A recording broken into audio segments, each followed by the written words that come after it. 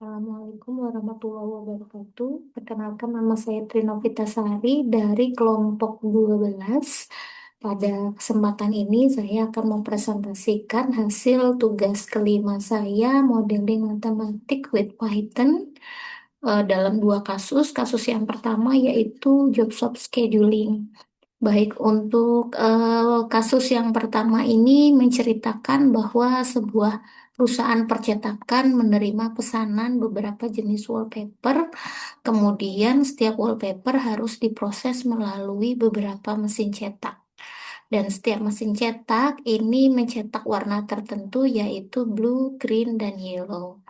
Urutan mesin ini berbeda untuk setiap wallpaper. Bisa dilihat berdasarkan tabel 7.4.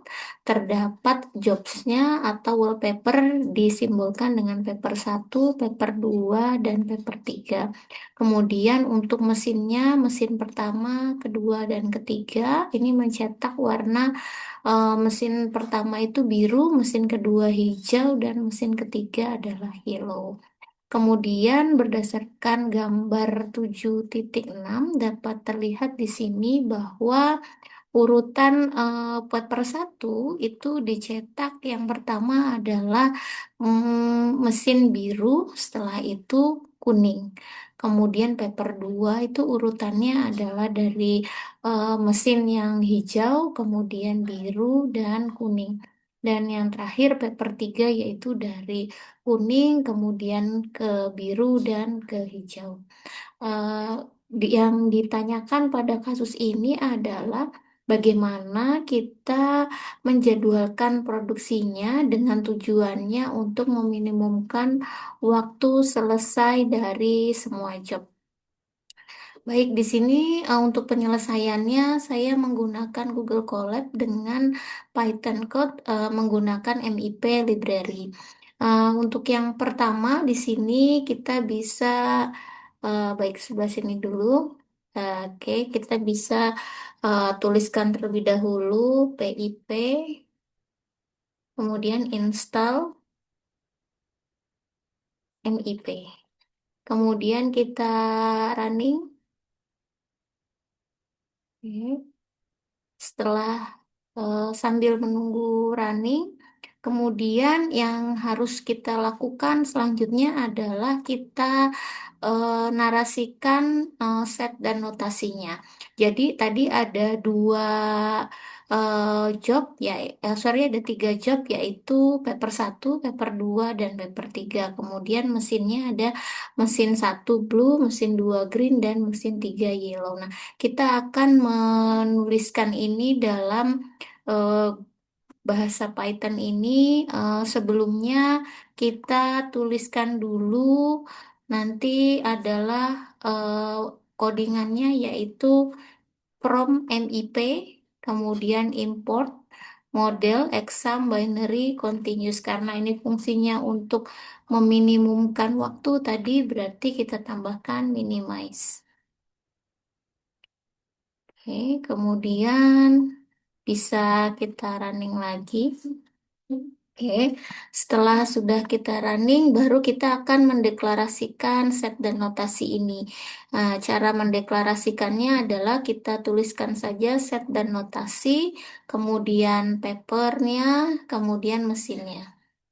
Oke, seperti ini teman-teman, set dan notasi, kemudian papernya 1, 2, 3, mesinnya blue, green, dan yellow. Kemudian saya running.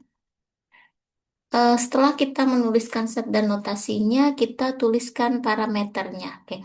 Parameternya di sini saya ambil dari tabel yang sudah ada, yang ini tabel 7.4 dan gambar 7.6. Ini adalah yang akan nantinya saya deklarasikan atau saya tulis pada Python code ini.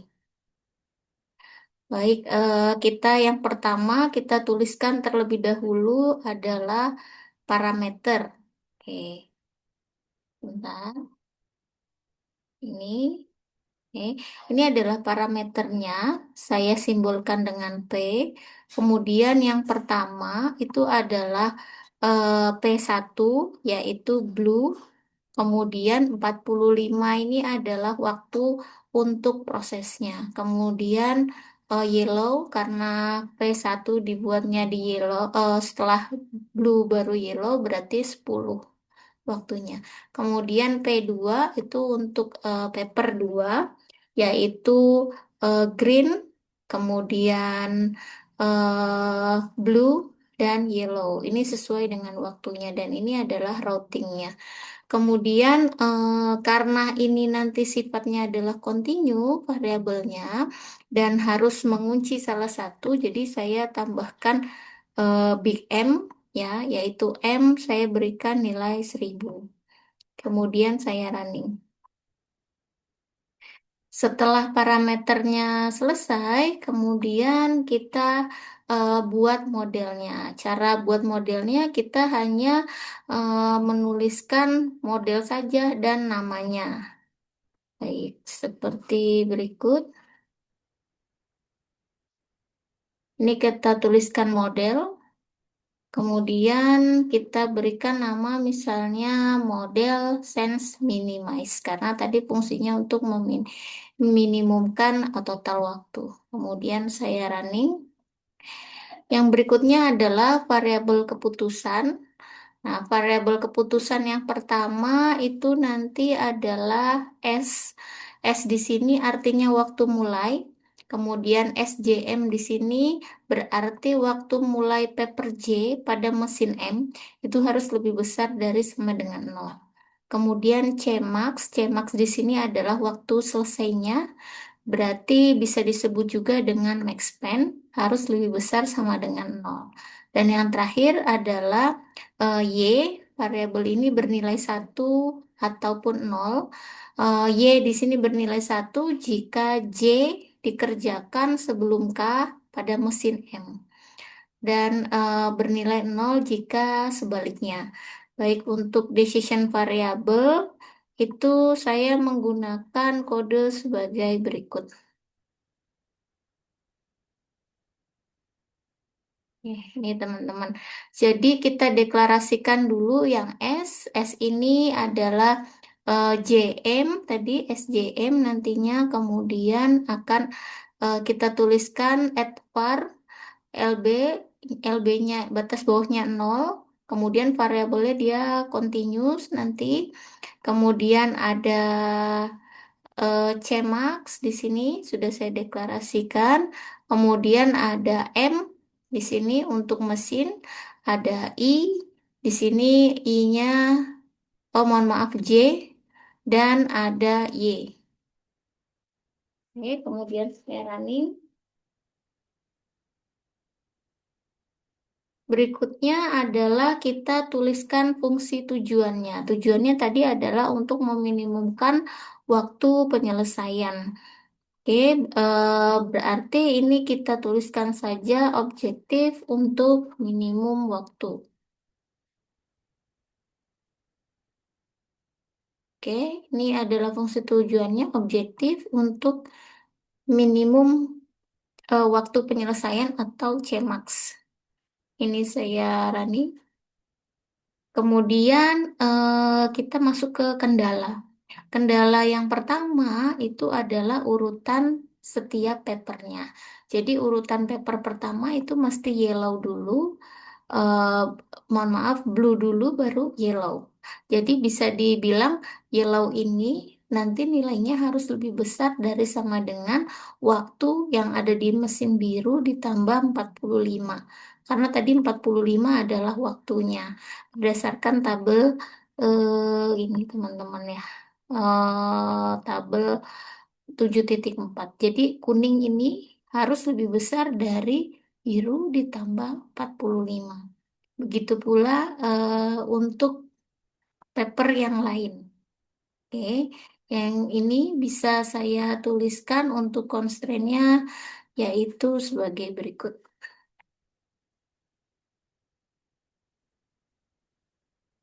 Oke, ini teman-teman. Jadi saya misalkan ini adalah routing untuk urutannya.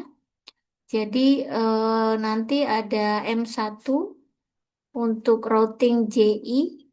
kemudian M2 untuk routing setelahnya. Oke, kemudian nanti modelnya itu adalah SJ, pada di sini contohnya adalah yellow, harus lebih besar sama dengan blue, ditambah P, P ini adalah waktu prosesnya. Oke, kemudian saya running. Kendala yang kedua adalah dalam satu mesin itu dua paper tidak boleh diproses dalam waktu yang bersamaan. Oleh karena itu, nanti terdapat M atau Big M sebagai pengunci dari salah satu variabel.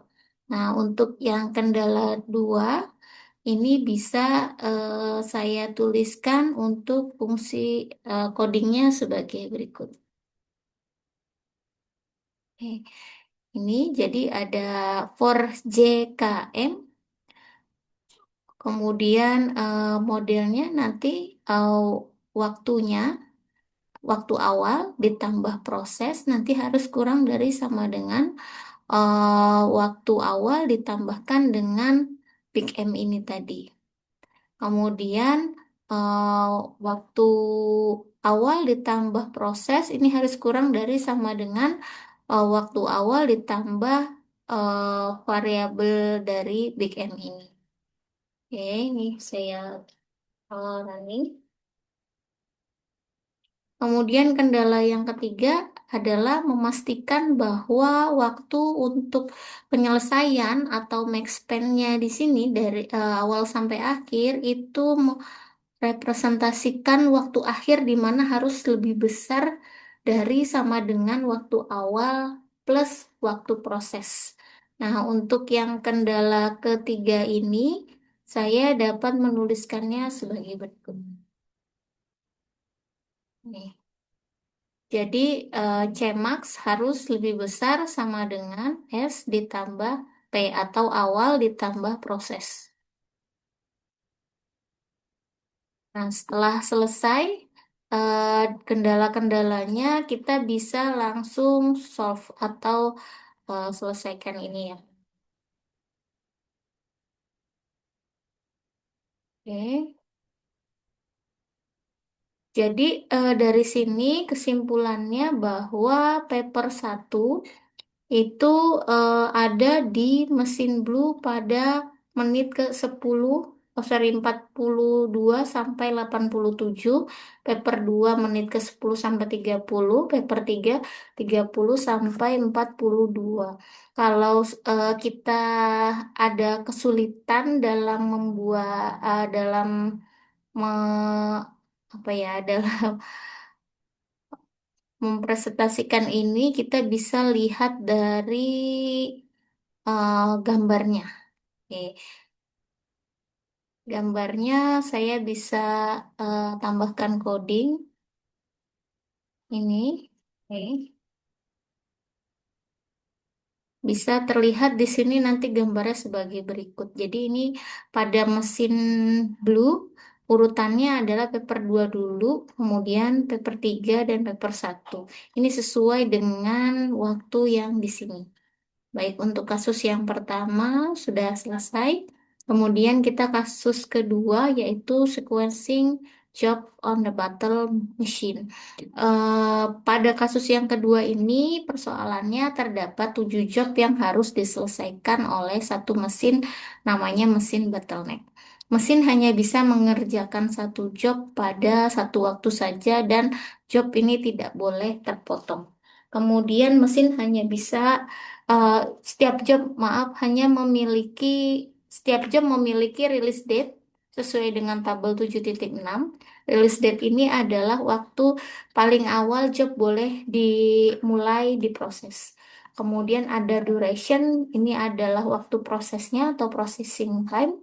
Kemudian ada due date, di sini adalah batas waktu penyelesaian untuk menghitung keterlambatan atau tardiness. Pertanyaannya adalah bagaimana cara kita mengurutkan pengerjaan job tersebut untuk meminimumkan total keterlambatan atau tardiness. Baik, sebelumnya sama kita harus install dulu PIP, install MIP.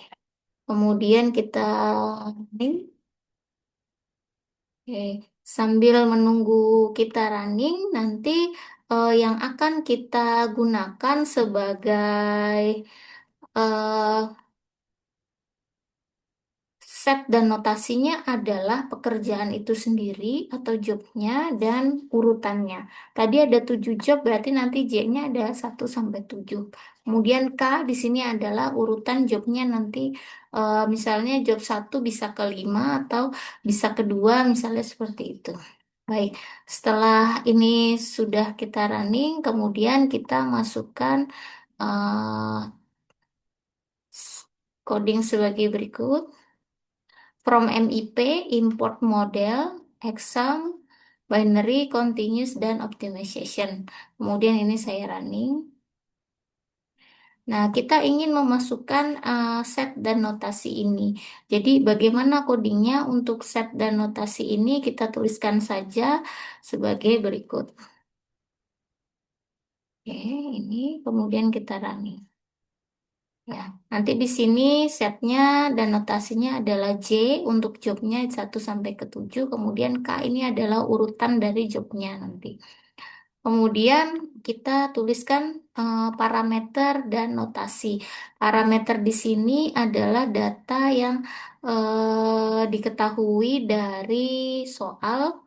Ya, bisa dilihat di sini adalah release date, duration, dan due date. Oke, jadi untuk parameternya saya menuliskan sebagai berikut. Ada R itu untuk release date, kemudian P untuk processing time atau waktu proses, dan ada due date untuk batas waktu selesai. Kemudian langsung saya tuliskan modelnya saja, model sequencing job. Saya beri nama sequencing job. Setelah itu kita cari decision variable. Decision variabelnya yang pertama ada X, JK. Ini bernilai 1 atau 0 binary. Jika 1, jika job J bisa ditempatkan pada posisi K. Jadi XJK-nya nanti bernilai 1, 0 jika sebaliknya. Kemudian ada SJ, yaitu waktu untuk memulai job J. Kemudian ada CJ, ini waktu untuk selesainya. Dan TJ ini adalah waktu tardiness atau keterlambatan. Baik, untuk menuliskan eh, decision variable, kita bisa menggunakan coding sebagai berikut. Sebentar. Ini codingnya. Kita deklarasikan bahwa ada decision variable XJK. Ya, kemudian tipenya dan namanya. Kemudian ada SJ dan CJ juga sama dideklarasikan nanti tipenya, kemudian LB-nya, tas bawahnya, dan juga tardiness-nya juga sama. Oke, setelah selesai, kemudian kita ke fungsi tujuan, yaitu tadi untuk meminimumkan keterlambatan atau tardiness. Disimbolkan dengan minimum sigma TJ atau minimum total dari TJ-nya atau tardiness-nya. Ini bisa dibuat sebagai berikut codingnya. Oke, jadi minimum exam karena total atau sigma, TJ untuk seluruh K. Kemudian kita ke kendala yang pertama, yaitu setiap job harus ditempatkan tepat pada satu posisi. Artinya setiap job harus pada satu mesin seperti itu. Oke, nah ini bisa kita tuliskan codingnya sebagai berikut. Oke, ini yaitu setiap job berarti nanti examnya, XJK-nya, for K ini nilainya adalah 1. Untuk K sama dengan 1. Kemudian yang kedua adalah setiap posisi diisi tepat satu job. Artinya eh, pada posisi satu ya hanya satu job, posisi dua juga hanya satu job seperti itu. Ini untuk penulisan codingnya bisa sebagai berikut.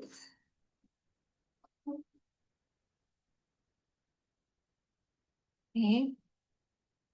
Exam X itu untuk J, pada J untuk seluruh K, anggota K itu nanti nilainya adalah satu. Kemudian kendala yang ketiga adalah jika job J berada pada posisi K, maka waktu mulainya sama dengan total processing semua job yang berada pada posisi sebelumnya. Oke, ini bisa kita tulis sebagai berikut.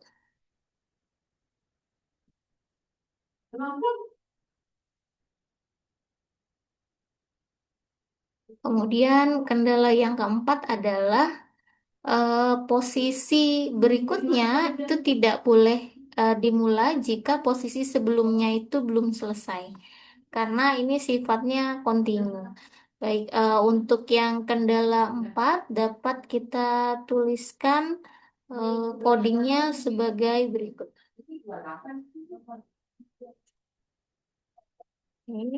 Kemudian kendala yang kelima, job tidak boleh mulai sebelum siap. Artinya harus mematuhi release date-nya. Berarti kita bisa menuliskan codingnya sebagai berikut. Oke, kemudian kita running. Dan yang terakhir adalah keterlambatan. Keterlambatan job J itu paling tidak sebesar selisih antara waktu selesai dengan waktu due date. Nih, berarti TJ atau tardiness harus lebih besar sama dengan CJ atau waktu selisih antara waktu selesai dengan due date atau DJ. Oke, baik, untuk kendala 6 bisa kita tulis sebagai berikut.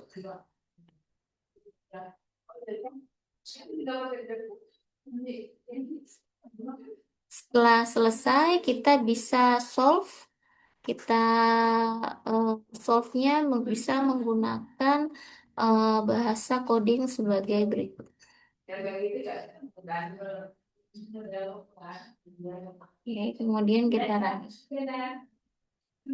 Nah, di sini terlihat oke, ada posisinya dari 1 sampai 7. Ternyata yang ada di posisi 1 itu adalah job 5, posisi 2 job 1, posisi 3 job 4, dan seterusnya. Dan sampai posisi ke-7 adalah job ketiga. Dengan total keterlambatannya adalah 18 waktunya. Kemudian ini waktu SJ atau waktu mulainya untuk job 5 ada di 0, kemudian job 1 ada di 2, job 3 ada di 7, dan seterusnya sampai job 3 ada di 23. Dan CJ ini adalah total waktu penyelesaiannya. Baik, sekian dari saya. Semoga bermanfaat. Saya akhiri. Wassalamualaikum warahmatullahi wabarakatuh.